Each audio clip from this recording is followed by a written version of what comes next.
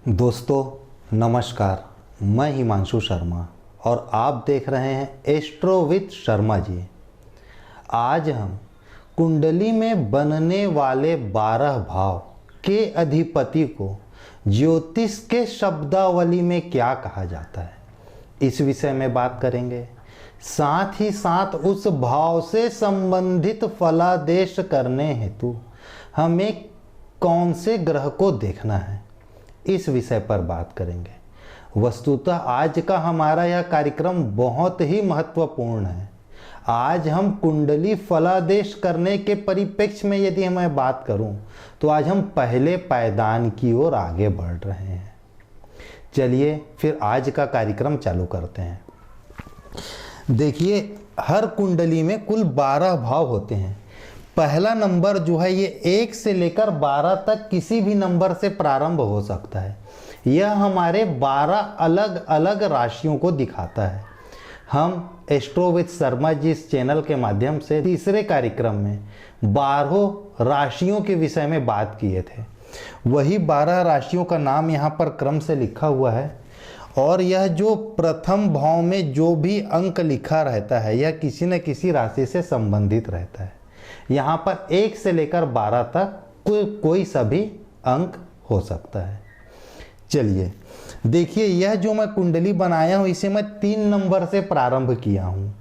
हम इस प्रथम भाव को कहते हैं लग्न और इसके स्वामी को कहते हैं लग्नेश।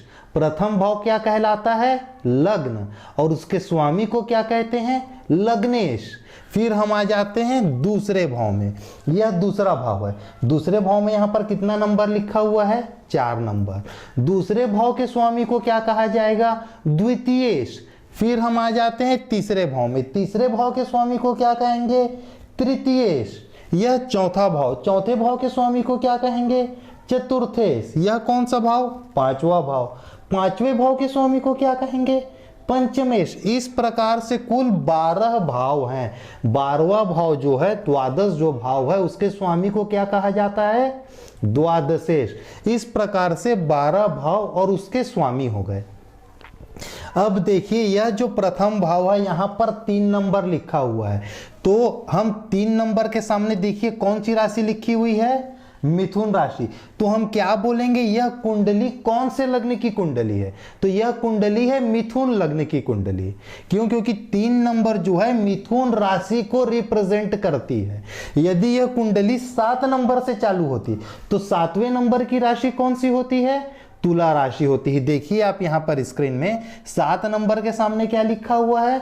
तुला लिखा हुआ है। तो हम क्या बोलते हैं? यह कुंडली तुला लग्न की कुंडली है। यदि यहाँ पर 3 नंबर की जगह 12 नंबर लिखा होता तो हम क्या बोलते हैं? यह कुंडली जो है यह मीन लग्न की कुंडली है। देखिए, जो आखिरी राशि होती है 12वीं राशि, वह मीन राशि होती है। ठीक है, समझ में आया? हम पहले भाग को क्या बोलते हैं? लग्न बोलते हैं। इसके स्वामी को क्या बोलते हैं? लग्नेश। तो चूंकि यह कुंडली 3 नंबर से चालू हुई है तो देखिए 3 नंबर के सामने मिथुन लिखा हुआ है, मतलब यह किस लग्न की कुंडली है? मिथुन लग्न की कुंडली है। इसके स्वामी को क्या कहते हैं? लग्न के स्वामी को लग्नेश। ठीक है, तो यहां इसके लग्नेश कौन हुए? देखिए, मिथुन राशि के स्वामी ग्रह कौन से हैं? बुध देव हैं। तो यह जो प्रथम भाव है यह लग्न है, यह कुंडली मिथुन लग्न की कुंडली है और इसके लग्नेश कौन हुए? बुध देव हुए।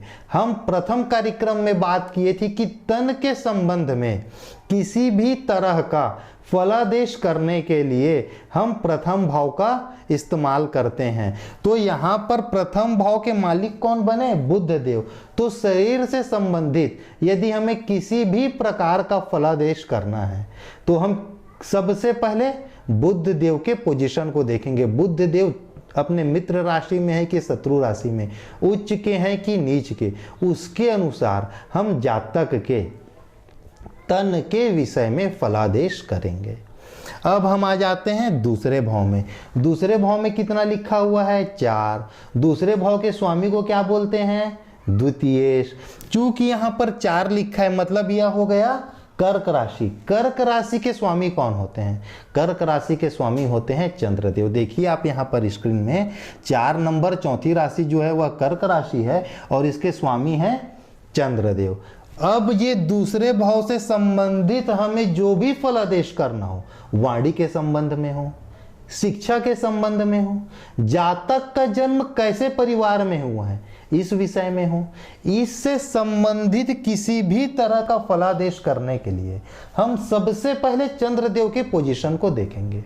चंद्रदेव कुंडली में अच्छे भाव में बैठे हैं कि गंदे भाव में, मित्र राशि में बैठे हैं कि शत्रु राशि में, उच्च के होकर बैठे हैं कि नीच के होकर बैठे हैं, पूर्णिमा के चंद्रमा है कि अमावस्या के चंद्रमा है। हम इससे संबंधित इस कुंडली में जिस दूसरे भाव से संबंधित यदि हमें किसी भी तरह का फलादेश करना है तो हम चंद्रदेव के परिप्रेक्ष्य में उस विषय का फलादेश करेंगे। अब हम आ जाते हैं तीसरे भाव में। तीसरा भाव पराक्रम का भाव है। तीसरे भाव के स्वामी को क्या कहते हैं? तृतीयेश। इस कुंडली में तीसरे नंबर में कौन सी राशि लिखी हुई है? 5वीं राशि। 5वीं राशि मतलब कौन सी राशि होती है? सिंह राशि। सिंह राशि के स्वामी देव कौन है? सूर्य देव है। मतलब इस कुंडली के तीसरे भाव से संबंधित यदि हमें किसी भी प्रकार का फलादेश करना है, उसके पराक्रम के विषय में, छोटी छोटी यात्राओं के विषय में, उसके भाई बहनों के विषय में, तो हम सबसे पहले सूर्य देव को देखेंगे कि हमारे कुंडली में सूर्य देव कहाँ पर बैठे हुए हैं। ठीक है, चलिए अब हम आ जाते हैं चौथा भाव में। चौथा भाव सुख का भाव है। चूंकि यह चतुर्थ भाव है इसलिए हम इसके स्वामी को क्या कहते हैं? चतुर्थेश। चौथे भाव में 6 नंबर लिखा है। 6 नंबर मतलब कौन सी राशि हो गई? कन्या राशि। कन्या राशि के स्वामी कौन होते हैं? बुध देव। मतलब इस चौथे भाव से संबंधित हमें जिस भी विषय का फलादेश करना हो, सुख का, वाहन का, माता का, तो हम सबसे पहले बुध देव के पोजीशन को देखेंगे कि कुंडली में बुध देव हमारे कैसे पोजीशन में बैठे हुए हैं। यहाँ पर लग्न का भाव भी बुध देव को मिला हुआ था। तन के विषय में भी फलादेश करने के लिए हमें बुध देव को देखना होगा। साथ ही साथ इस चतुर्थ भाव सुख के विषय में भी किसी भी तरह का फलादेश करने के लिए हमें सबसे पहले बुध देव के पोजीशन को देखना होगा कि वह हमारे कुंडली में कैसे स्थान में बैठे हुए हैं। अब हम आ जाते हैं अगले भाव में। 5वां भाव। देखिए यहाँ नंबर 7 लिखा है लेकिन यह भाव 5वां है। 1 2 3 4 5 नंबर कुछ भी लिखा हो, यह भाव जो है यह 5वां भाव है। 5वें भाव के स्वामी को हम क्या कहते हैं? पंचमेश। यहाँ पर 5वें भाव में कौन सा नंबर लिखा है? 7 नंबर। 7 नंबर मतलब क्या हुआ? तुला राशि। तुला राशि के स्वामी कौन हुए? शुक्र देव। वही शुक्र देव जो शुक्राचार्य हैं, जो दानवों के गुरु हैं, जो आज के इस भौतिक युग में हर प्रकार के सुख को देने वाले हैं, वह शुक्राचार्य जी को यह 5वां स्थान मिला है। 5वें स्थान से हम किन किन विषयों के ऊपर बात करते हैं? शिक्षा के ऊपर, संतान के ऊपर, प्रबंध करने की क्षमताओं के ऊपर। तो इससे संबंधित जब भी हमें 5वें भाव से संबंधित किसी भी प्रकार का फलादेश करना हो, जैसे सपोज यह जातक पूछता है भाई मेरे संतान के विषय में आप कुछ बोलें, तो चूंकि यह संतान का भाव शुक्र देव को मिला है तो हम सबसे पहले शुक्र देव के पोजीशन को देखेंगे। वह मित्र ग्रही है कि शत्रु ग्रही, उच्च ग्रही है कि नीच ग्रही, नवांश में उनकी कैसी स्थिति है, उनकी डिग्री कितनी है। चलिए अब हम आ जाते हैं 6वें भाव में।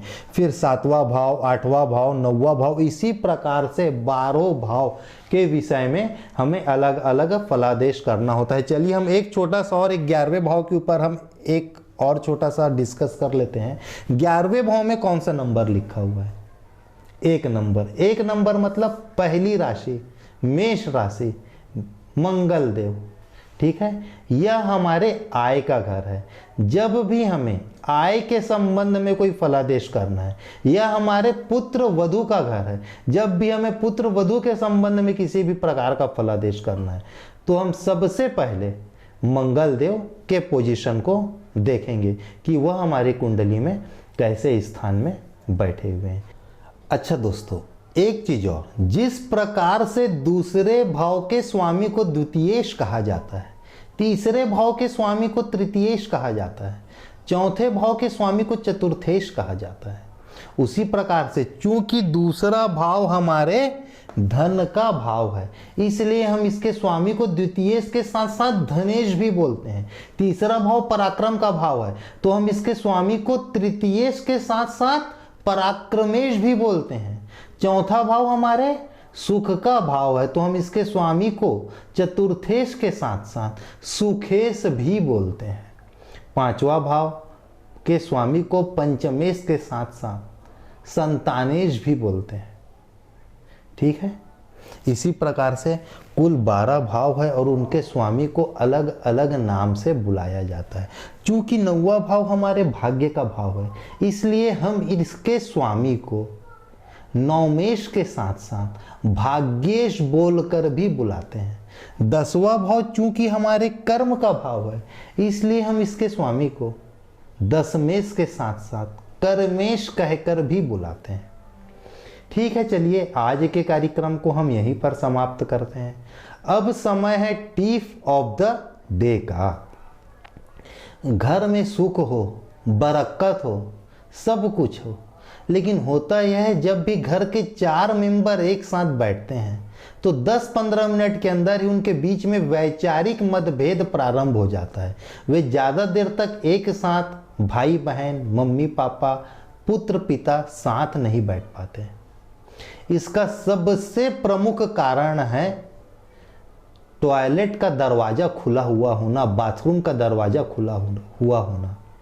आज वेस्टर्न कल्चर में हम सभी लोगों के घर के अंदर में ही टॉयलेट होता है, वहाँ तक कोई परेशानी नहीं है। मैं आपसे व्यक्तिगत रूप से यह अनुरोध करता हूँ कि बाथरूम का इस्तेमाल करने के बाद, टॉयलेट का इस्तेमाल करने के बाद तुरंत उसके दरवाजे को बंद करें, कभी भी उसके दरवाजे को खुला न छोड़ें।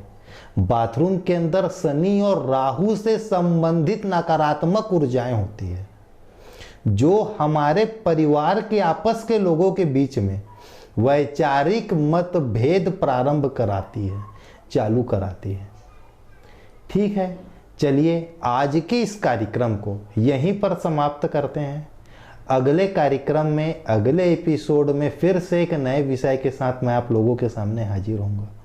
आज के लिए नमस्कार, बहुत बहुत धन्यवाद।